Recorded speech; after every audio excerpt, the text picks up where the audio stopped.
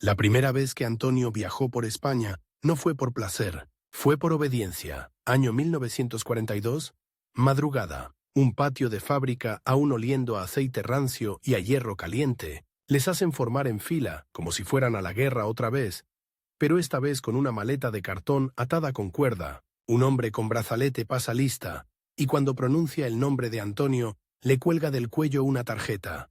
Destino, excursión patriótica, costa, suena a promesa, a mar, a libertad.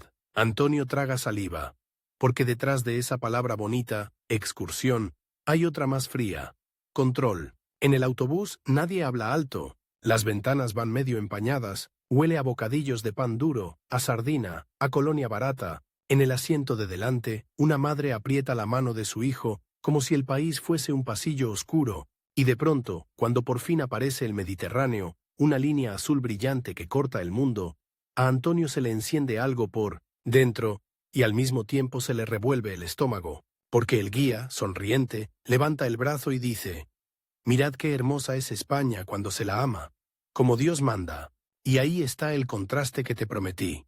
Sí, esto va de cómo los españoles empezaron a viajar por su propia tierra, de los primeros tours internos, de la emoción real de ver el mar por primera vez, pero también va de algo que da asco, de cómo, durante la época de Franco, hasta el descanso podía venir con etiqueta, sello y mirada por encima del hombro. Viajar a veces era una jaula con ruedas. Quédate, porque lo que empieza como una excursión organizada, con cantos y bocadillos, acaba convirtiéndose en la semilla de un fenómeno gigante.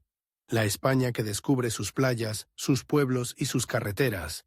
Y descubre también lo que significa escapar sin poder huir del todo. España sale de una guerra civil como sale alguien de un incendio, con la ropa pegada a la piel, con el humo metido en los pulmones, con la mirada perdida buscando agua. Los años 40 no son un decorado romántico de posguerra.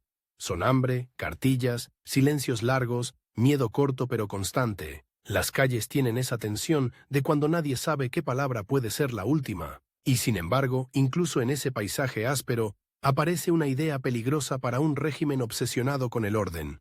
Mover a la gente, porque moverse significa ver, comparar, hablar, contar. Moverse significa que un obrero de Vallecas puede pisar una playa y volver diciendo: «El mundo es más grande que mi barrio». Y eso cambia cabezas. Así que el sistema hace lo que mejor sabe hacer. Toma una necesidad humana, descansar, respirar, mirar otro horizonte, y la convierte en un engranaje. Nace el viaje permitido, el viaje útil, el viaje con moraleja. Primero, los desplazamientos de siempre, peregrinaciones, romerías, visitas familiares, pero pronto se organizan salidas con sello oficial, excursiones sindicales, colonias para niños, campamentos juveniles, se crean redes de albergues y residencias donde dormir no es solo dormir, es pertenecer a una estructura. Imagina la escena. Un grupo de trabajadores, camisas planchadas, los zapatos buenos, reservados para ocasiones especiales, en la mano un papel que vale más que dinero, el permiso. Suben a un tren que cruje como si protestara, con bancos duros que se clavan en la espalda. Por la ventanilla pasan campos resecos, pueblos blancos, estaciones pequeñas donde una guardia civil mira con esa mezcla de aburrimiento y autoridad que te hace bajar la voz sin saber por qué. Alguien intenta bromear: «¿Y si nos perdemos?». Y otro responde, casi sin sonreír: «Perderse es un lujo». Eso era viajar al principio, un lujo envuelto en disciplina. Pero aquí viene el primer giro, el primero de varios. La gente se apropia del viaje, aunque el itinerario sea impuesto, aunque el guía reparta consignas junto con folletos, aunque te digan dónde mirar. El ojo humano siempre encuentra un rincón propio. Antonio, por ejemplo, no se queda con el discurso del guía, se queda con otra cosa, con el olor a sal pegado a la piel, con la sensación de que el aire del mar es más ancho que el aire de la fábrica, se queda con la imagen de una pareja besándose rápido detrás de una barca, como si hasta el amor tuviera toque de queda. Se queda con una frase que escucha al pasar, susurrada, cortita, peligrosa: «Ojalá pudiéramos quedarnos». Y esa frase es una grieta, porque donde hay grieta, entra luz. Los primeros tours internos no se parecen a los de hoy. No hay escapadas, ni packs, ni selfies, hay grupos grandes. normas pequeñas pero rígidas, y una sensación rara: estar de vacaciones y a la vez estar en formación. Los niños son uno de los objetivos perfectos. Un niño es moldeable, cantable, fotografiable. Los campamentos juveniles se vuelven un ritual. Mochilas ligeras, canciones fuertes, filas, banderas, amaneceres con silbato. Para muchos chavales, esa es la primera vez que duermen fuera de casa. La primera vez que ven una montaña de verdad o un río que no es solo una línea en el mapa escolar. Algunos lo recuerdan como aventura, otros como miedo, y muchos como las dos cosas a la vez, porque el viaje trae emociones mezcladas.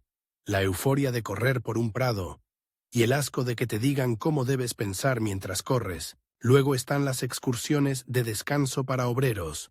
Mar, balnearios modestos, visitas a ciudades ejemplares. En el folleto todo es luz. Familias sonriendo, paisajes limpios, una España eterna, casi sin pobreza visible. Pero el país real asoma por las rendijas. Zapatos remendados, ropa heredada, la comida medida, la conversación cortada cuando alguien se acerca demasiado, y aún así la gente va. Claro que va. ¿Cómo no? En un tiempo donde la rutina pesa como un saco mojado, una salida de 2 o 3 días puede ser oxígeno, y aquí aparece el segundo giro. El régimen, al promover viajes controlados, sin querer enseña a viajar, enseña a leer horarios, a preparar una bolsa, a pedir un billete, a dormir en otra cama, a moverse en grupo, a reconocer rutas, a imaginar destinos, a decir, la próxima vez podríamos ir nosotros. La idea de turismo entra por una rendija, humilde, casi clandestina, aunque venga en papel oficial. Antonio vuelve a Madrid con la piel más morena y los ojos más inquietos. En su casa no hay fotos porque no hay cámara, pero hay relato. Y el relato corre, porque en los barrios el relato es moneda. ¿Y cómo era el mar?, le pregunta su madre. Antonio piensa 2 segundos. Podría repetir el discurso del guía, podría decir España es grande, España es una, podría quedar bien. Pero dice otra cosa. Mamá, el mar no cabe en las palabras. Su madre se ríe y luego se queda seria, porque entiende lo que significa. Su hijo ha visto algo que ya no se puede desver. Ahora imagina al Estado escuchando esa frase, no literalmente, claro, pero sintiendo su efecto. Un país que viaja es un país que compara, y un país que compara se vuelve incómodo, así que el control se afila. Para moverte necesitas papeles, para alojarte, registros, para reunirte, prudencia. En muchos lugares el viajero es un ojo extraño, y el extraño siempre despierta sospechas. Los hoteles y pensiones anotan nombres, procedencias, documentos. El descanso deja huella burocrática. Y aquí viene la parte que provoca esa tercera sensación del principio, la desagradable. Hasta el descanso es vigilado. Hay una escena repetida en esos años. Una pareja joven llega a una pensión, él habla con voz segura. Ella mira al suelo. La dueña pide documentos, los mira, frunce el ceño, pregunta, ¿están casados? La pregunta cae como un jarro de agua helada. No es una curiosidad, es un mecanismo, un filtro, una frontera en la puerta de una habitación. Viajar por dentro del país puede ser a la vez una libertad y una humillación, un descubrimiento y una inspección. Y sin embargo, la carretera llama, porque lo humano insiste. Mientras tanto, España es un mosaico. Costa y interior, ciudades y pueblos, regiones con identidades fuertes que el discurso oficial intenta aplanar. El viaje interno, incluso controlado, revela esa diversidad a quienes nunca la habían tocado. Un madrileño pisa Galicia y se sorprende de la lluvia como si fuera otro planeta. Un chico de Castilla llega a Andalucía y se queda clavado escuchando una forma de hablar que le parece música. Una familia de Valencia sube al norte y descubre que el verde existe. El turismo interno empieza a ser también una especie de espejo. ¿Esto también es mi país? Sí. Y esa pregunta, aunque parezca inocente, tiene pólvora. Porque cuando preguntas esto también, admites que hay otras cosas, otros modos, otros paisajes, otras vidas. Y esa pluralidad es una fuerza que ningún eslogan puede borrar del todo. Los primeros recorridos se parecen a una catequesis geográfica. Te muestran lo que conviene, te señalan lo que debes admirar, te narran una historia única, visitas monumentos correctos, plazas correctas, panorámicas correctas, te colocan delante de un castillo y te dicen, mira la grandeza, Te llevan a una catedral y te dicen, mira la fe. Te paran ante un valle y te dicen, mira la unidad. Pero el viajero mira más allá. Mira a la mujer que vende higos con las manos agrietadas. Mira al pescador con la cara castigada por el sol. Mira al niño descalzo que corre por la arena como si el mundo no tuviera dueños. Mira a la gente real y se pregunta, aunque no lo diga, ¿por qué algunos viven así? Y ese pensamiento, en la España de entonces, es un animal que conviene mantener en jaula, porque si crece, muerde. Vamos a apretar el ritmo. A finales de los 40 y primeros 50, se empieza a consolidar una infraestructura mínima para viajar sin perder la compostura, carreteras mejoradas a trompicones, alojamientos estatales en lugares estratégicos, albergues para jóvenes, residencias para trabajadores. El viaje aún no es masivo, pero ya no es una rareza absoluta. En paralelo, aparece un personaje invisible pero decisivo. El folleto. El folleto es el influencer de la época, un papel doblado con un dibujo de playa o de montaña que promete sol, salud, descanso, a veces exagera, a veces miente por omisión, pero cumple una función. Planta una imagen en la cabeza de alguien que jamás ha ido allí, y cuando una imagen se planta, empieza la obsesión. Antonio guarda uno de esos folletos en un cajón, lo saca de vez en cuando como quien mira una carta secreta. En el papel hay una playa limpia, casi vacía, 2 palmeras como decorado, un cielo imposible. Un día su hermano pequeño lo ve y pregunta, ¿eso existe?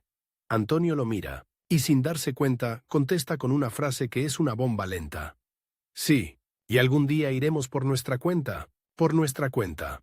Ahí está el germen de todo lo que viene después, porque los primeros tours internos, aun naciendo dentro del control, están enseñando a la gente a desear algo muy simple y muy subversivo. Elegir destino. Pero hay un último twist para cerrar este tramo y dejarte con ganas. En una de esas excursiones, Antonio conoce a alguien. Carmen. No es guía, no es autoridad. Es una joven que viaja con un grupo parecido, pero su mirada es distinta. No mira buscando aprobación, mira buscando grietas. En la playa, mientras el grupo canta y posa para una foto oficial, Carmen se agacha y escribe algo con un palo en la arena. Antonio se acerca. Son solo 2 palabras, pero parecen prohibidas. Volveré libre. Antonio siente un chispazo, no sabe si reír o asustarse. El mar sube y borra la frase lentamente, como si el agua también tuviera censura. Carmen lo mira y le dice, bajito, sin dramatismo, lo mejor de viajar no es ir, es darse cuenta de que tu vida podía ser distinta. Y Antonio entiende que el primer turismo interno no solo está moviendo cuerpos, está moviendo ideas. Y cuando las ideas empiezan a moverse, ya no hay autobús que las devuelva al punto de partida. El problema de aquella frase, volveré libre, es que no se te olvida, se te pega como la sal. Antonio regresó a Madrid con el cuerpo cansado y la cabeza encendida. Y eso, en los años de Franco, era casi peor que volver sin dinero. Volver con preguntas. En la fábrica, la vida seguía con su metrónomo de hierro. Las máquinas no entendían de mares ni de promesas, pero Antonio sí.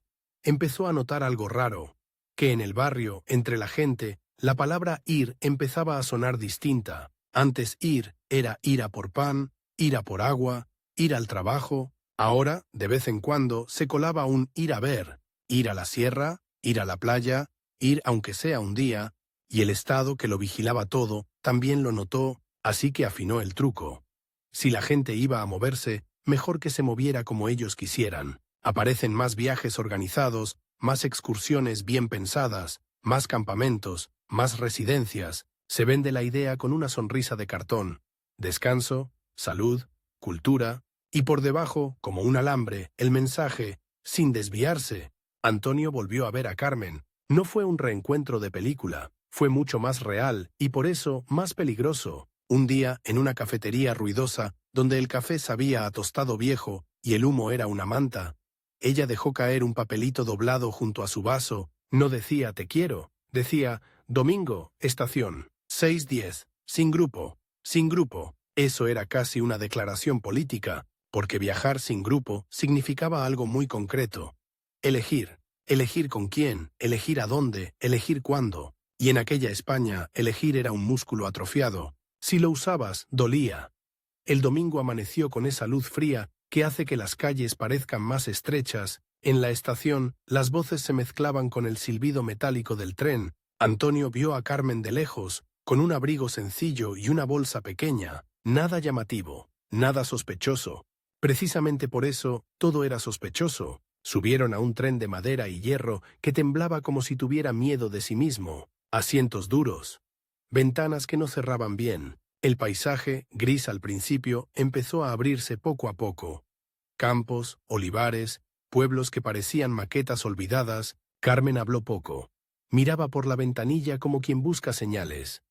¿A dónde vamos?, preguntó Antonio, intentando sonar casual. Carmen sonrió, apenas. A un lugar donde no nos conocen, y donde, aún así, nos van a preguntar quiénes somos. Ese era el viaje en la España de entonces. Antes de llegar a un sitio, ya te estabas defendiendo. En el primer control, subió un agente con cara de aburrimiento y botas que sonaban como sentencia. Miró documentos con un gesto mecánico. Cuando llegó al de Carmen, se detuvo un segundo más de lo normal. Ese segundo fue un siglo. ¿Familia?, preguntó sin levantar la voz. Carmen no parpadeó. Prima, dijo. Antonio entendió la palabra como quien entiende un código. No era solo prima, era no mires más, era no preguntes, era sobrevive. El agente les devolvió los papeles. Bajó del vagón, el tren arrancó, y ahí viene uno de esos momentos que parecen pequeños pero cambian el resto. Antonio se rió. Una risa breve, nerviosa, Carmen también. Y fue horrible y hermoso a la vez, porque se estaban riendo de lo que les podía romper. ¿Te das cuenta?, susurró Antonio. Para ver un paisaje necesitamos mentir. Para respirar, muchas veces también, contestó ella. Ese viaje no era el primero que hacía Antonio, pero era el primero que sentía como suyo, no por la libertad completa, esa no existía, sino porque por primera vez iba sin guía, sin consignas cantadas, sin foto oficial, solo ellos, un billete, un destino medio secreto. Llegaron a una ciudad mediana, de esas que tienen plaza central y olor a pan temprano, con gente que se conoce por el sonido de los pasos. En la pensión, el recibimiento fue el de siempre. Una mujer con moño apretado, mirada como cuchillo, documentos, los miró, los volvió a mirar. ¿Casados? La pregunta no era una pregunta, era una frontera. Antonio sintió el calor subirle al cuello. Carmen, en cambio, sacó un anillo barato del bolsillo, un aro simple, casi ridículo, y se lo puso. La dueña lo vio, dudó un segundo, y decidió tragarse la duda. Les dio la llave como quien concede una limosna. Subieron las escaleras, cada escalón crujía. Antonio sintió una mezcla de victoria y náusea. En la habitación había una cama, una palangana, una ventana pequeña, y de pronto, algo que a Antonio le pareció el colmo de la ironía. En la pared, una estampa religiosa vigilando la cama como una cámara antigua. Carmen cerró la puerta y se apoyó en ella. ¿Sabes qué es lo más triste?, dijo. Que esta es la parte normal del viaje. Antonio miró la estampa. Y lo más triste es que aún así, merece la pena. Ahí está el veneno dulce del turismo interno en la época. Te humillaba, y aún así te daba vida, te vigilaba, y aún así te abría el mundo. En los años 50, el país empieza a cambiar de textura. No es un cambio limpio. Es un cambio a tirones, como una tela vieja que se intenta estirar. Aparece más movimiento, más carreteras, más autobuses, más ganas, y sobre todo una idea que se extiende por las conversaciones como una chispa.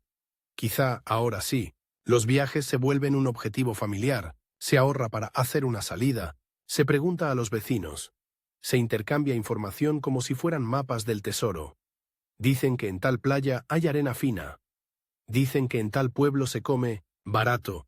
Dicen que en tal camino hay un control. Y aquí llega otro giro, más grande. El Estado empieza a descubrir que el turismo, aunque sea interno, es negocio. No solo propaganda, negocio. Dinero en bares, en fondas, en estaciones, en gasolina, en habitaciones. De pronto, viajar ya no es solo una herramienta de disciplina. También es una maquinaria de pesetas. Pero esa maquinaria tiene dientes, porque para que exista la España del descanso, alguien tiene que servir el descanso. Alguien tiene que limpiar habitaciones, cocinar, cargar maletas, aguantar borrachos, sonreír a desconocidos, y en muchos casos esos alguien son los mismos que por fin están empezando a viajar. Pero solo como trabajadores. Antonio lo vio con sus propios ojos en una escapada posterior. una costa donde empezaban a levantarse edificios nuevos como dientes blancos, todavía con olor a cemento fresco, un bar con sillas de metal que quemaban al sol, un camarero joven, sudado, que servía con una rapidez casi desesperada, tenía la misma edad que Antonio, y la mirada más vieja. «¿De dónde eres?», le preguntó Antonio, intentando ser amable. El camarero no sonrió. «De aquí, pero vivo detrás», dijo, señalando sin mirar, «donde no miran los turistas». Turistas, la palabra ya había entrado, y con ella una división nueva. La España que se enseña y la España que se esconde. Carmen, siempre observando, le susurró a Antonio. «El país está aprendiendo a maquillarse», y Antonio respondió. «Y nosotros estamos aprendiendo a mirar debajo del maquillaje». En ese aprender a mirar hay tensión, porque el viaje interno empieza a ser algo que nadie controla del todo. Mezcla gente. En los trenes y autobuses ya no viajan solo grupos cuidadosamente organizados, viajan familias, parejas, amigos, trabajadores que se escapan un fin de semana, jóvenes que buscan aire, y cuando mezclas gente, mezclas historias, mezclas acentos, mezclas quejas, mezclas deseos. En un vagón nocturno, Antonio escuchó a un hombre hablar de Barcelona como si fuera otro país. Escuchó a una mujer decir que en el norte hay trabajo, pero te miran raro. Escuchó a un anciano murmurar. «Antes de todo esto, yo viajaba sin que me preguntaran nada». Esa frase, dicha tan bajito, tuvo un efecto brutal. Antonio se dio cuenta de que el control no era normal, era costumbre, era una costra. Y las costras, si las rascas, sangran, pero también curan. Carmen se volvió más audaz. En cada viaje coleccionaba pequeñas libertades. Sentarse donde quería, preguntar lo que quería, desviarse una calle sin pedir permiso al guía de nadie. Un día, en un mirador, sacó una libreta y empezó a apuntar nombres de pueblos. Antonio la miró con curiosidad. «¿Qué haces?» «Un mapa», dijo. «¿Eso es un mapa?» «No, esto es otra cosa. Un mapa de dónde podríamos ser felices». Antonio sintió un golpe en el pecho, porque entendió el peligro real. No era viajar, era imaginar. Imaginar es el primer paso para exigir, y ahí viene el twist que cambia el tono. En uno de esos viajes, Carmen desapareció, no en plan misterio romántico, no. Desapareció como desaparece la gente cuando el aire se vuelve demasiado denso para respirar. Estaban en una estación pequeña, esperando un transbordo. Carmen fue a por agua. Antonio la vio entrar en un pasillo. Pasaron 5 minutos, 10, 15. El tren empezó a pitar. Antonio corrió, preguntó. Nadie sabía, nadie quería saber. Y entonces vio algo. A lo lejos, cerca de una pared, 2 hombres hablaban con ella. No gritaban, no golpeaban, no hacía falta, ella estaba muy quieta, como si cada músculo estuviera midiendo el riesgo. Antonio quiso acercarse, pero una mano se posó sobre su hombro. Un hombre mayor, con bigote fino, lo miró sin emoción. «No seas tonto», dijo. «Si la quieres viva, súbete al tren». Antonio se subió, con el corazón en la garganta, con una rabia que sabía a metal. El tren arrancó. La estación se hizo pequeña. Carmen se quedó atrás, convertida en punto. Durante horas, Antonio no pudo respirar bien. La cabeza le gritaba, «Bájate, vuelve, haz algo». Pero el cuerpo le recordaba la realidad. En ese país, hacer algo podía significar desaparecer también.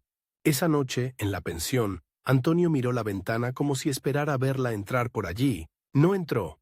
A la mañana siguiente, en el bolsillo de su chaqueta, encontró una nota. No sabía cómo había llegado allí, no sabía quién se la había puesto. Solo decía, «Sigue viajando, que no te quiten esto», sin firma. Pero Antonio reconoció la letra, la sintió en los dedos. Y el turismo interno, de pronto, dejó de ser solo un tema de primeras excursiones o primeras playas, se convirtió en otra cosa, en una forma de resistencia íntima, en la decisión de no encerrarse del todo. España seguía abriéndose, poco a poco, con ese ritmo extraño de quien abre la puerta sin querer que el vecino lo note. Cada año había más movimiento, más coches en las carreteras, más familias con nevera de playa, con tortillas envueltas en papel, con niños mareados atrás. Y con esa expansión apareció un fenómeno casi cómico y triste a la vez. La fiebre de ver lo típico. La gente viajaba para hacer lo que se suponía que había que hacer. Tocar el agua, comer el plato famoso, comprar el recuerdo, mirar el monumento. A veces era auténtico, a veces era una representación, pero para muchos daba igual. Era su primera vez haciendo algo por gusto, y ahí está el secreto emocional que sostiene toda esta historia. Incluso cuando el viaje nace controlado, incluso cuando está lleno de trampas, para quien nunca salió de su barrio, un atardecer en otra costa puede sentirse como una revolución. Antonio empezó a viajar solo, o con su hermano, o con amigos. Viajaba con cuidado, pero viajaba. Aprendió a leer el país como se lee una cara, por arrugas, por sombras, por lo que intenta ocultar, y cada viaje le dejaba una certeza.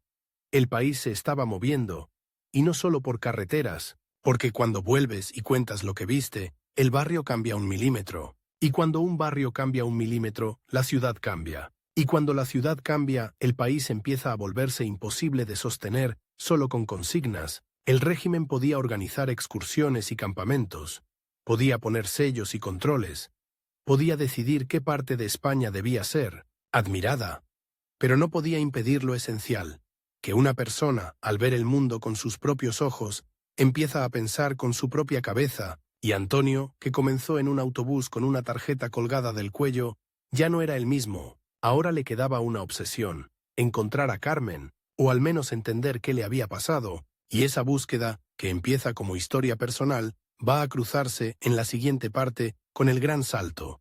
La España que entra en 1900, los años del desarrollismo, del coche para la familia, de las carreteras llenas, y de una contradicción brutal. Cuanta más gente viajaba, más difícil era mantenerlos quietos por dentro. La España que entra en los años 60 suena diferente. No suena a hambre seca y suela gastada como en los 40. Suena a motor, a claxon, a radio portátil, a vasos chocando en chiringuitos. Suena a una promesa nueva. Ahora sí podemos. Pero cuidado, esa promesa no cae del cielo. Se compra a plazos, se levanta con cemento, se paga con horas extra y con silencios heredados. Antonio lo nota en un detalle que parece tonto, pero no lo es. De pronto, en su calle aparece un coche, un Seat pequeño, brillante como si fuera una joya de barrio. Los vecinos salen a mirarlo como se mira un animal exótico. Uno toca la chapa con la punta del dedo, casi con respeto. Otro dice una frase que se vuelve mantra nacional. Con esto, nos vamos donde queramos. Donde queramos. Esa frase es un fuego, porque el turismo interno cambia de piel. Deja de ser solo excursión organizada o descanso con guía, y se convierte en algo más contagioso, y más difícil de encerrar. La escapada familiar, la salida improvisada, el domingo de carretera, el vamos a ver qué hay. El régimen, al mismo tiempo, intenta capitalizarlo, lo vende como progreso, como normalidad, como victoria. Y por fuera, sí, parece victoria. Carreteras que se alargan como venas, hoteles que crecen en la costa como hongos después de la lluvia, carteles prometiendo sol, salud, felicidad. Pero por debajo, el país sigue teniendo la misma pregunta clavada. ¿Quién decide la vida de quién? Antonio se compra una cámara de fotos barata, no porque tenga dinero de sobra, porque entiende que el viaje, sin prueba, se vuelve rumor, y él quiere pruebas. Quiere atrapar el país en papel para mirarlo después, despacio, sin miedo. La primera foto que hace en un viaje no es de una playa, es de una carretera estrecha con un burro al borde, mirando a los coches como si fueran meteoritos. Ese contraste lo golpea. La España antigua mirando a la España nueva pasar a toda velocidad. Empieza a viajar más lejos, ya no solo costa, también interior, también norte. El país se le abre como un libro que nadie le enseñó en la escuela, y cada capítulo trae su propio olor.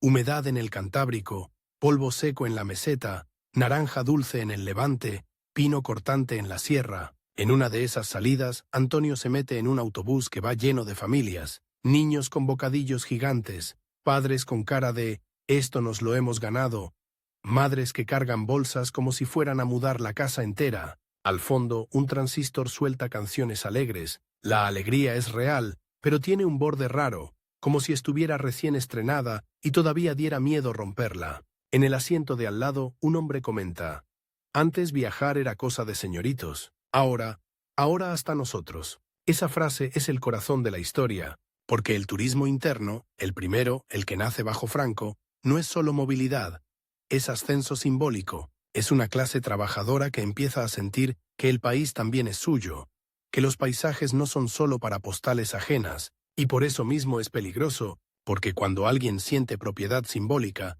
empieza a exigir dignidad real. La costa se transforma en un escenario brutal. Donde antes había dunas y silencio, aparecen filas de edificios como dientes. Donde antes había pescadores, aparecen turistas extranjeros y españoles mezclados en una sopa nueva. España se vuelve escaparate, y el turismo interno se cruza con el internacional, como dos corrientes que chocan. Y aquí viene un giro potente. El extranjero cambia al local, no porque venga a enseñar democracia ni nada tan limpio, no. Lo cambia con algo mucho más simple y más corrosivo. Comparación. Antonio escucha por primera vez idiomas que no entiende, y sin embargo, reconoce la libertad en la forma de caminar de esos turistas. Hay una manera de moverse sin pedir perdón que se nota a kilómetros. Hay una risa sin prudencia, un gesto de pareja sin mirar alrededor, un bikini en la playa que enciende murmullos como cerillas. Y entonces ocurre una escena que Antonio no olvida. En una playa, una familia española observa a una turista extranjera, tumbada al sol, tranquila, leyendo como si nada. La madre española aprieta los labios, el padre mira hacia otro lado. El hijo adolescente no puede apartar los ojos, el aire se vuelve espeso. Un hombre mayor escupe cerca y dice, con desprecio, «Mira qué sinvergüenzas». Pero el adolescente no está pensando sinvergüenza, está pensando otra cosa. ¿Por qué ella puede y nosotros no? Esa es la pregunta que dinamita todo, y mientras tanto, el régimen intenta manejar el incendio con dos cubos de agua contradictorios. Por un lado, necesita el dinero del turismo, por otro, necesita mantener la moral y el control. Resultado, un país que abre la puerta para que entre el dinero, y luego intenta cerrar la ventana para que no entre el aire. Imposible. Antonio sigue buscando pistas de Carmen. Pregunta con cuidado, demasiado cuidado. Sabe que preguntar mal puede convertirse en una invitación a problemas. En un viaje al norte, en una taberna con paredes de piedra y olor a vino fuerte, un hombre le dice algo extraño. La gente desaparece, en estaciones, pero a veces reaparece en carreteras. Antonio frunce el ceño. ¿Qué significa eso? El hombre no responde directo. En su lugar, le pasa un papel doblado, un nombre, un pueblo, una fecha aproximada, nada más. Como si cada palabra pesara demasiado, Antonio guarda el papel como quien guarda una cuchilla. Viaja al pueblo. Un lugar pequeño, con casas apretadas, donde todos saben quién eres antes de que digas buenas. Pregunta por el nombre del papel. Le responden con miradas, con silencios, con un no sé que significa sí sé, pero no te lo voy a decir. Hasta que una mujer lo aborda en un callejón. No preguntes tanto, susurra. Aquí las paredes oyen. Antonio siente el estómago apretarse. Busco a alguien, una mujer. Carmen. La mujer lo mira rápido, de arriba a abajo, como evaluando si es trampa. Una Carmen pasó por aquí. Trabajó en un comedor. No se metía con nadie. Y un día dejó de venir. Antonio traga saliva. ¿Se fue? La mujer hace un gesto mínimo, casi imperceptible. Una negación triste. No se fue. La movieron. La movieron. Esa palabra lo golpea más que detuvieron o castigaron, porque mover suena neutral, administrativo, limpio, como si la vida de alguien fuera un paquete, y ahí aparece el tema de fondo. En la España de esa época, moverse podía ser libertad, o podía ser castigo. La misma acción, cambiar de lugar, tenía dos caras: turismo y exilio interno, excursión y traslado. Antonio se queda en ese pueblo 2 noches, esperando algún hilo, encuentra casi nada. Solo una confirmación. Carmen existió allí, dejó huella pequeña y la borraron. En la tercera mañana, mientras compra pan, un chico le entrega una postal. No dice quién la manda. No lleva remitente. Solo un dibujo de una carretera con árboles y una frase escrita con letra apretada. No me busques donde te miran, búscame donde pasan de largo. Antonio entiende el mensaje como un mapa emocional, donde te miran, estaciones, plazas, oficinas, donde pasan de largo, carreteras secundarias, pueblos sin nombre, hostales baratos, playas fuera de temporada. Es decir, el turismo interno no solo abre destinos, también crea zonas grises, lugares donde uno puede existir sin foco, y Antonio decide hacer lo que Carmen le pidió. Seguir viajando, pero ahora con un propósito más oscuro. Los años 60 avanzan como una ola, el turismo interno se normaliza, los fines de semana se llenan de domingueros, los embalses y ríos se vuelven pequeños para tanta gente, las carreteras se congestionan, se inventa un ritual que hoy parece cotidiano, pero entonces es casi épico. La familia que sale al amanecer, con tortilla, sandía, termos, niños dormidos, rumbo a pasar el día. La España que viaja por dentro también cambia su relación con el tiempo. Aprende a medir la vida en puentes, en vacaciones, en agosto. Aprende a planificar descanso, y planificar descanso es, en el fondo, planificar vida. Pero esa normalización trae su propio lado feo. Se desarrolla una economía de temporada, pueblos que se vacían en invierno y explotan en verano, trabajos precarios disfrazados de oportunidad, la costa convertida en una máquina que traga paisajes y escupe habitaciones. Antonio lo ve en un rincón concreto, un mirador que recuerda de joven, donde antes se veía un acantilado limpio, y ahora hay un cartel enorme que promete apartamentos con vistas al mar. La vista sigue ahí, pero ya no es de todos. Le da rabia, y esa rabia lo vuelve más atento, más incómodo, más vivo. En una playa menos conocida, fuera de temporada, encuentra un hostal casi vacío. En la recepción hay un hombre que no sonríe de forma profesional. Sonríe de forma humana, como si alabara la rareza de ver a alguien en ese mes. ¿Vienes solo?, pregunta. Sí. Entonces no eres turista, eres otra cosa. Antonio no contesta, pero entiende. Esa noche, en el comedor vacío, escucha una conversación en la mesa de atrás.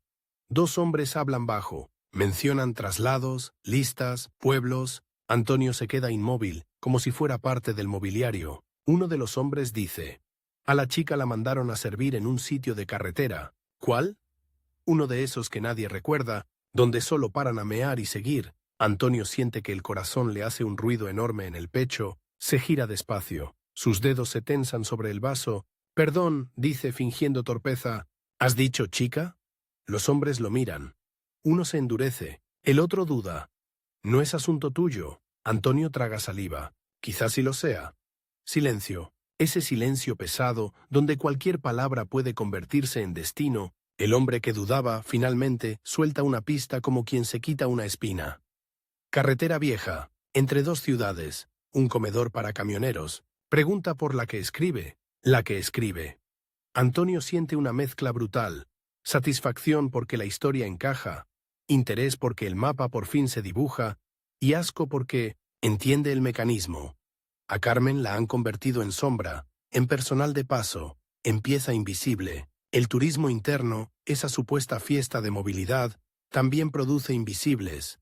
Camareras, limpiadoras, cocineras, trabajadores que sostienen el descanso de otros y que pueden ser movidos, escondidos, diluidos. Antonio al día siguiente alquila un coche viejo. No es un coche bonito, es un coche que tose, pero es suyo por unos días, y eso ya es un poder. Conduce por una carretera secundaria, pasa por gasolineras, por carteles medio caídos, por pueblos que huelen a siesta. Entra en un restaurante de carretera con moscas en la ventana y olor a fritura eterna. Dentro, camioneros comen rápido. Una televisión pequeña escupe noticias con voz oficial, y entonces la ve. Carmen está sirviendo mesas, delgada, más seria, más quieta por fuera. Pero cuando se acerca, Antonio reconoce el brillo en los ojos. El brillo de quien no se rinde, solo se esconde. Se miran un segundo largo. No hay abrazo inmediato. No hay lágrimas. No pueden permitírselo. Carmen deja un plato en la mesa, sin apartar la mirada. Luego se acerca a Antonio como si fuera un cliente más. ¿Qué vas a tomar?, pregunta con tono neutro. Antonio entiende el juego. Algo caliente, dice. Y una servilleta. Carmen asiente, vuelve con café y deja una servilleta doblada junto a la taza. Antonio la abre con dedos tranquilos. Dentro una frase. No me salves. Acompáñame. Antonio siente un vuelco, porque esperaba rescate, fuga, heroísmo, y Carmen le ofrece otra cosa. Resistencia compartida, vida en movimiento, paciencia. Esa es la lección más inesperada de todo este viaje. El turismo interno, el acto de moverse, no solo sirve para escapar, sirve para conectar puntos, para construir rutas de humanidad en un país lleno de muros invisibles. Antonio paga, se levanta, sale. En el coche no arranca inmediatamente, se queda con las manos en el volante, temblando. Sabe que la ha encontrado, pero también sabe que encontrarla es peligroso para ambos. Y aquí viene el twist final de esta parte. Cuando mira por el retrovisor, ve un coche parado al otro lado de la carretera. Dentro, alguien lo observa. No es paranoia. Es esa sensación vieja que vuelve. La libertad siempre tiene un precio, y a veces la factura llega sin avisar. Antonio arranca, la carretera se abre. Y lo que viene ahora no es solo la historia del turismo interno en auge. Es la historia de cómo, en esa España de carreteras llenas y playas saturadas, el movimiento se convierte en una fuerza que ya no cabe en excursiones ni en folletos. Una fuerza que empieza a empujar hacia el final de la época. Antonio no volvió a mirar el retrovisor como antes. A partir de aquel día, el espejo dejó de ser un objeto. Se convirtió en un personaje. Cada reflejo podía ser una sombra, cada coche detrás una pregunta. Y aún así, o precisamente por eso, siguió conduciendo, porque en la España que ya sabía viajar, el movimiento se parecía a una droga. Una vez pruebas el aire de fuera, tu cuarto se queda pequeño para siempre. El coche que lo observaba en la carretera no aceleró para alcanzarlo, no hizo falta. Esa fue la primera lección de la persecución real. No siempre viene con sirenas. A veces viene con paciencia, con el tipo de calma que da más miedo que un grito. Esa noche, Antonio durmió en un hostal barato, donde el colchón olía a humedad antigua y a historias repetidas. En el pasillo escuchó pasos 2 veces. Tal vez no era nada, tal vez era todo. Se levantó, se puso los pantalones sin encender la luz y apoyó la oreja en la puerta, como si la madera pudiera traducir el futuro. Nada. Solo el zumbido lejano de la carretera, como un mar oscuro. A la mañana siguiente, volvió al restaurante de carretera, pero no entró. Aparcó lejos, como turista prudente, y caminó dando un rodeo, mezclándose con una pareja que discutía sobre si ir a la playa o al pueblo. Eso también era nuevo. La gente discutía destinos como quien discute películas. Desde un seto vio salir a Carmen por la puerta trasera. No llevaba bandeja. Llevaba una bolsa pequeña. Sus pasos eran rápidos, decididos, como si el suelo quemara. Antonio salió de su escondite. No se abrazaron. No se besaron. Se miraron un segundo con esa comunicación silenciosa de quienes han aprendido a sobrevivir. No vuelvas a venir así, dijo Carmen sin rodeos, como si le estuviera regañando por olvidar el paraguas. ¿Te han visto? Yo también los vi, contestó Antonio. Carmen apretó la mandíbula. Entonces ya sabes cómo va esto. No es que te sigan a ti. Siguen la idea de que alguien puede moverse sin permiso. La frase era dura, pero tenía un pulso extraño. No era resignación, era lucidez. Carmen le mostró un papel doblado dentro de la bolsa, un mapa hecho a mano, con líneas torcidas y flechas. No parecía un mapa de carreteras, parecía un mapa de respiraciones. Vamos a salir de aquí, dijo, pero no huir. Vamos a viajar, como si fuéramos turistas, y ahí está el truco. Antonio frunció el ceño. ¿El truco? Carmen sonrió, por fin, una sonrisa rápida como un rayo. En este país un fugitivo corre, un turista pasea. Y esa fue la estrategia que lo cambió todo. Camuflar la urgencia dentro de la normalidad, convertir la fuga en excursión, convertir el miedo en itinerario. Subieron al coche. Antonio condujo con la mano firme, pero con el estómago hecho nudo. Carmen, en el asiento de al lado, sacó de la bolsa 2 cosas. Una cámara barata y un pañuelo de colores. Póntelo, ordenó. ¿Qué? Póntelo. Si nos paran, eres el novio tonto, que se deja vestir para la foto. Nadie sospecha del novio tonto. Antonio casi se rió, casi. Se puso el pañuelo al cuello, se miró en el espejo del coche y se vio ridículo. Y esa ridiculez, de alguna manera, le dio energía. Perfecto, dijo Carmen. Ahora pareces feliz. Eso confunde mucho. España, mientras tanto, seguía en ebullición silenciosa. Los años finales del franquismo tienen una apariencia de rutina y una tensión subterránea que se nota en detalles. En las conversaciones, que se cortan cuando entra alguien nuevo, en las miradas rápidas al periódico, en la forma en que la gente se ríe, pero sin abrir del todo la boca. El turismo interno se convirtió en costumbre nacional. Los fines de semana eran un río de coches, familias enteras metidas en utilitarios que parecían latas con ruedas, maletas atadas con cuerdas en el techo, neveras portátiles, flotadores, sombrillas. El paisaje español empezó a oler a gasolina y crema solar, y lo más curioso, esa masa viajera, aunque buscara playa y tortilla, empezó a llevar consigo algo más peligroso que la comida: la costumbre de elegir, porque cuando eliges entre montaña o costa, tu cabeza aprende la mecánica, y la mecánica, un día, se aplica a otras cosas. Antonio y Carmen atravesaban esa España viajera como 2 gotas de tinta en un vaso de agua, se mezclaban sin hacer ruido. En una gasolinera, un hombre les dijo, ¿de vacaciones? Carmen sonrió con una naturalidad impecable. Sí, a ver pueblos, a ver España. La frase tenía doble filo y a Antonio le daba un vértigo raro decirla sin temblar. En un control de carretera, un guardia les hizo señas. Antonio bajó la ventanilla. El guardia miró el coche, el pañuelo al cuello, la cámara encima del asiento. Carmen sacó una bolsa de fotos, imágenes falsas y reales mezcladas. Ellos sonriendo frente a un mirador, ellos con un helado. Ellos señalando un mapa como si fueran dos exploradores torpes. El guardia las ojeó con cara de «¡Qué gente más pesada! ¿A dónde van?» Antonio abrió la boca, pero Carmen se adelantó con una rapidez perfecta. «A donde haya buena comida y poca gente». El guardia soltó una risa breve, como si le hubieran dado la respuesta correcta en un examen de vida. «Pues por ahí arriba hay un pueblo tranquilo». Les devolvió los documentos, les hizo una seña para seguir. Cuando el coche arrancó, Antonio sintió una oleada de satisfacción casi infantil. Habían pasado, otra vez, con la máscara puesta, y sin embargo, esa satisfacción venía pegada a algo desagradable. El asco de saber que su seguridad dependía de parecer inofensivos, de parecer tontos, de parecer felices como toca. Carmen lo notó. «No te sientas culpable», dijo. «A veces, para llegar a un sitio, tienes que hablar el idioma del que te vigila». Antonio tragó saliva. «¿Y eso no nos convierte en...?» «No», cortó Carmen. «Nos convierte en vivos». La carretera los llevó a una zona de pueblos pequeños. Allí, el turismo interno tenía otra cara.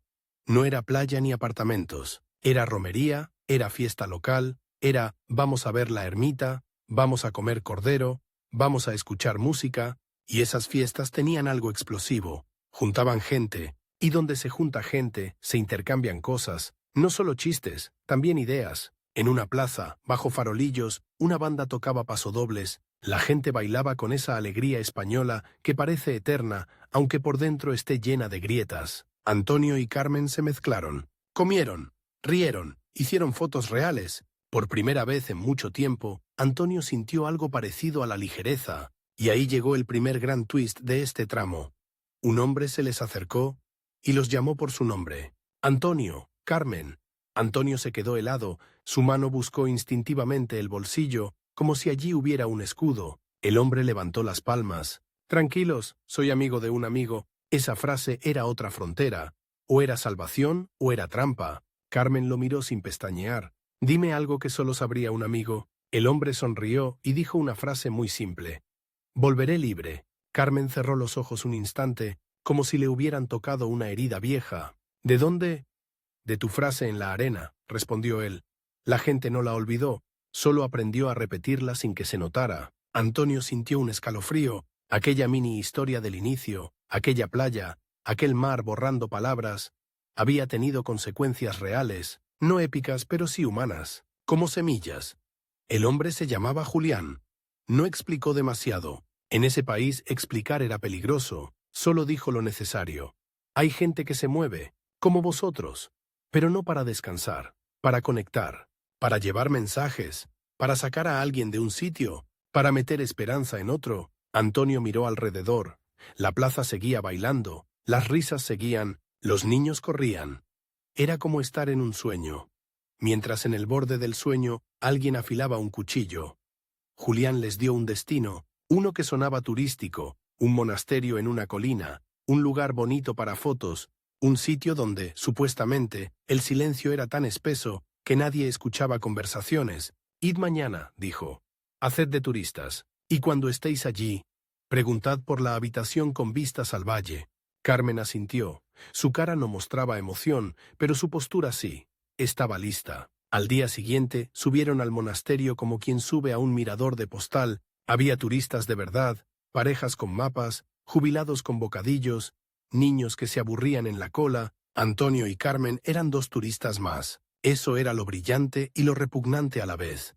La máscara funcionaba porque el país entero se había llenado de máscaras parecidas, solo que la mayoría las llevaba por costumbre, no por supervivencia. Dentro del monasterio olía a piedra fría y a cera. Un guía hablaba de historia con tono solemne. Antonio escuchaba a medias. Carmen miraba las salidas, los pasillos, las esquinas donde la sombra era más densa. Al llegar a la recepción, Carmen preguntó con voz amable: «Perdone, ¿tienen una habitación con vistas al valle?» El recepcionista, un hombre con gafas y manos tranquilas, tardó un segundo de más en responder. Ese segundo fue una confirmación. «Sí», dijo al fin, «pero está ocupada». Carmen sonrió. «Qué pena, nos encantan las vistas». El recepcionista bajó la voz, casi sin mover los labios. «Pasen al claustro a las 12. Y miren el ciprés». Antonio sintió un golpe de adrenalina. «Miren el ciprés». Sonaba inocente, era una llave. En el claustro, a las 12, el ciprés proyectaba una sombra fina sobre el suelo. Bajo esa sombra, un hombre dejó caer un libro. Carmen se agachó a recogerlo al mismo tiempo. Sus manos se rozaron. En la tapa, el libro parecía religioso. Dentro había papeles. Uno de esos papeles tenía un nombre que a Antonio le cortó la respiración. No era el de Carmen. Era el de alguien de su fábrica, alguien que él veía cada día. Antonio entendió, de golpe, el alcance del asunto. El país viajero no solo estaba descubriendo destinos, estaba creando rutas invisibles, caminos paralelos donde circulaba lo que no podía circular en voz alta. Carmen leyó rápido. Su cara se endureció. «Nos están cerrando el círculo», susurró. «¿Quién?» Carmen no respondió con un ellos genérico. Respondió con algo peor. «Los que siempre han sabido moverse mejor que nosotros». Y entonces ocurrió lo inevitable. Un sonido de pasos firmes en el pasillo, no pasos de turista, pasos de alguien que no mira vitrinas. Antonio giró la cabeza, vio dos hombres. No llevaban uniforme, pero la autoridad no siempre lleva uniforme. A veces se lleva en la forma de caminar. Los hombres los miraron, solo un segundo, pero ese segundo fue una amenaza. Carmen metió los papeles dentro del libro y lo cerró como si cerrara una herida. «Pasea», susurró. «Como turista, no corras». Esa orden era contraria a todo instinto. Caminaron, miraron una pared, señalaron un arco, sonrieron como pareja normal. Por dentro, Antonio sentía que se estaba rompiendo en pedazos. Los hombres se acercaron. «Bonito lugar, ¿eh?», dijo uno con voz cordial. Antonio forzó una risa. «Sí, muy bonito». «¿De dónde sois?» Carmen se adelantó de nuevo, con la voz perfecta, cálida, ligera. «De Madrid. Hemos venido a despejarnos». El hombre la miró como quien analiza una grieta en un cristal. ¿A despejarse? ¿De qué? Ahí estaba el filo. La pregunta con veneno. Carmen, sin perder la sonrisa, levantó la cámara. «De la ciudad, del ruido. Ya sabe, la vida». El hombre mantuvo la mirada, luego de pronto cambió el tono, casi divertido. «Hacedme una foto, para el recuerdo». Ese fue el momento más asqueroso de todos. Obligarlos a participar en la normalidad, a convertirlo en broma, a tragar el miedo como si fuera un caramelo. Antonio sostuvo la cámara con manos que intentaban no temblar. Hizo la foto. El clic sonó como un disparo pequeño. «Gracias», dijo el hombre, y se alejó. Se alejaron. Antonio no pudo contener el aire. Exhaló como si le quitaran una piedra del pecho. Carmen no celebró, no sonrió, solo dijo: ahora sí que tenemos que movernos de verdad». Y se movieron. No hacia una gran ciudad, no hacia un puerto, no hacia la frontera. Se movieron hacia algo más inteligente, hacia la multitud viajera, hacia las carreteras llenas, hacia el turismo interno como camuflaje absoluto. Tomaron autobuses donde nadie mira a nadie, porque todos están ocupados en cansarse. Durmieron en hostales donde la recepcionista solo quería terminar el turno. Se mezclaron con familias que hablaban de paella y de atascos. Antonio descubrió algo que le revolvió por dentro. La misma red que antes lo humillaba, registros, preguntas, controles, ahora podía fallar por exceso de movimiento. Había demasiada gente viajando, demasiados nombres, demasiadas caras. El control, acostumbrado a vigilarlo quieto, empezaba a tener dificultades con lo fluido. El turismo interno había creado una paradoja. Una sociedad en movimiento era más difícil de encerrar por completo. En una playa, se sentaron a comer un bocadillo. A su alrededor, el mundo parecía normal. Niños enterrándose en arena, padres protegiendo neveras, parejas discutiendo por la sombrilla. Antonio miró a Carmen. «¿Te das cuenta?», dijo. «Estamos escondidos en plena vista». Carmen masticó despacio. «Eso es lo que más rabia me da», confesó. «Que para vivir tranquilos tengamos que fingir. ¿Y si un día ya no hace falta fingir?». Carmen lo miró, por primera vez con una esperanza abierta, y ahí está el crescendo final, el cambio de marea. porque la historia del turismo interno en la época de Franco no termina solo en 1920, playas llenas y carreteras. Termina en una idea. El país aprendió a moverse, y ya no pudo volver a ser el mismo. Con el paso de los meses, la tensión se volvió casi insoportable. Los rumores corrían más rápido que los coches. La gente hablaba en voz baja de cambios, de lo que viene, de cuando todo esto acabe. Nadie decía nombres concretos en lugares equivocados. Pero el aire estaba cargado. Antonio siguió trabajando. Carmen siguió sobreviviendo. Se veían cuando podían, siempre con la máscara turística como coartada. A veces se citaban en un mirador, a veces en un mercado, a veces en una estación donde el ruido lo tragaba todo. Y entonces llegó un día en que el país pareció contener la respiración. No fue un día de sirenas ni de explosiones. Fue un día extraño, casi quieto, como si el tiempo se quedara mirando. Antonio estaba en casa cuando escuchó la noticia por la radio. La voz sonaba solemne, pesada, como si estuviera cargando con una estatua. Se quedó inmóvil. No gritó, no saltó, no celebró, no lloró. Solo sintió algo rarísimo, una mezcla de alivio y vértigo, como si alguien te abriera la puerta de una habitación donde llevas años encerrado. Y de pronto te asustara el pasillo. Salió a la calle. El barrio tenía un silencio raro, cortado por murmullos. Algunos miraban al suelo, otros al cielo, otros a nadie. Había gente que parecía esperar un trueno. Antonio caminó hasta el punto donde siempre se encontraba con Carmen cuando todo era demasiado peligroso. Una esquina junto a una panadería. Carmen ya estaba allí. No se abrazaron al instante, se miraron largamente, como si comprobaran que el otro era real. ¿Y ahora?, preguntó Antonio. Carmen respiró hondo. Ahora empieza el viaje de verdad. Antonio frunció el ceño. ¿No era este el viaje?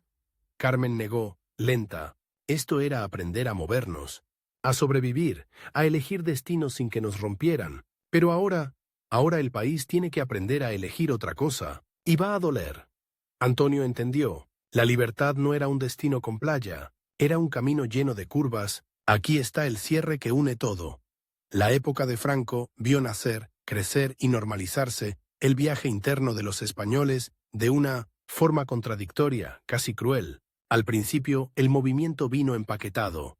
Excursión, campamento, residencia, guía, cantos, consignas. Luego, con los años, el país se llenó de carreteras, de coches, de costumbres vacacionales. La gente aprendió a decir «vámonos», aprendió a mirar paisajes como algo propio, aprendió a comparar sin pedir permiso, y sin querer, aprendió también algo más peligroso. Que el mundo no se reduce a lo que te cuentan. Antonio volvió a la playa, donde años atrás, Carmen escribió «Volveré libre». No fue un viaje épico, fue un viaje simple, un coche, una mochila, 2 bocadillos. Esa normalidad era, en sí misma, una victoria. Se sentaron frente al mar. El agua seguía haciendo lo suyo. Venir y borrar, venir y borrar. Antonio sacó un palo, miró a Carmen. ¿Lo escribes tú o lo escribo yo? Carmen sonrió. Esta vez la sonrisa no era rayo, era sol. Escríbelo tú.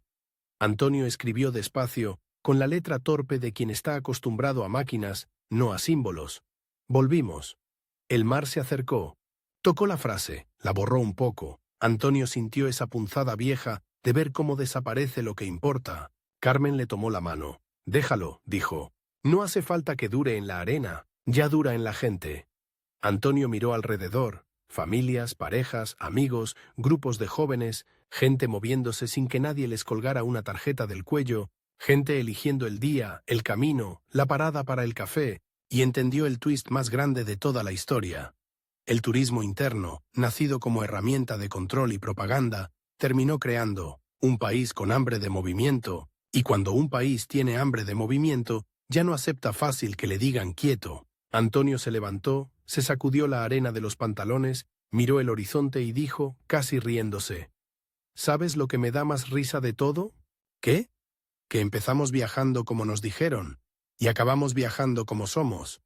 Carmen se puso el pañuelo de colores al cuello, esta vez por gusto, no por disfraz. Entonces dijo, vamos, pero de verdad, y caminaron hacia la carretera sin prisa. Como turistas, sí, pero también como algo que en esa España, por fin, empezaba a ser posible. Como personas,